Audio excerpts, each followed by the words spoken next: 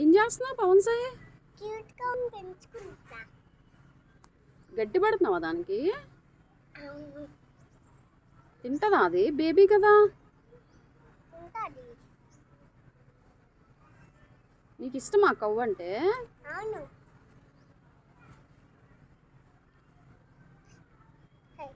వాళ్ళ మమ్మీ వస్తే నాకు తెలీదు. ఆ, నువ్వు కొట్టు వాళ్ళ మమ్మీని. వాళ్ళ మమ్మీని కొడితే ఊరుకుంటుందా ఇది? ఊరుకోడు.